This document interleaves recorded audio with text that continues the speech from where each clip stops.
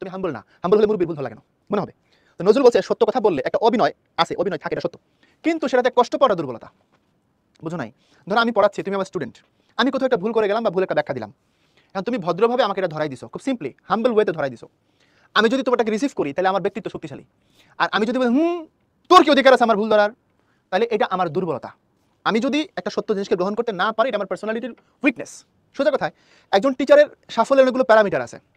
একজন শিক্ষক কতটুকু সফল সেটা বুঝবার বেশ কিছু মানদণ্ড আছে। তার একটা মানদণ্ড হচ্ছে যখন আমার ছাত্র আমার সাথে দ্বিমত করা শুরু করবে, যখন আমার ছাত্র আমার লজিক এবং অন্য লজিককে ব্লেন্ড করে ভাবতে পারবে, যখন আমার ছাত্র আমার দেওয়া থিওরির বাইরে অন্য থিওরি নিয়ে কথা বলতে পারবে, এদিন আমি বুঝবো যে আজকে আমি সাকসেস হয়েছি, আমি তারা শিখাইতে পারছি। শিক্ষা মানে হচ্ছে তাকে চিন্তা করার ক্ষমতা তৈরিতে সাহায্য করা, তাকে চিন্তাশীল করে তোলা।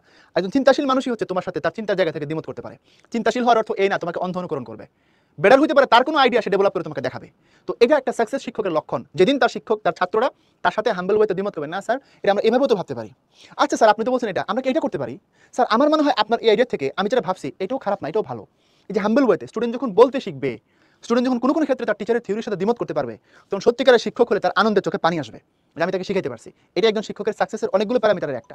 আর টিচার যদি কয় যে তোর এত বড় সাহস, তুই আমার সাথে দ্বিমত করস, ওই যে নজরুল বলছে সত্য কথা বলা একটা অভিনয় নিশ্চয় থাকে, কিন্তু সেটাতে কষ্ট পাওয়ার নাম দুর্বলতা। তাহলে তার ব্যক্তিত্বের সীমাবদ্ধতা। আমি কি বুঝতে পারছি কিনা বলো? এরপরে আসো অন্তরে যাদের তো গোলামীর ভাব, তারা বাইরের গোলামি থেকে রেহাই পাবে কি করে? আমার প্রবন্ধের রক্তিতে বাইরের গোলামি বলতে কি বোঝানো হয়েছে?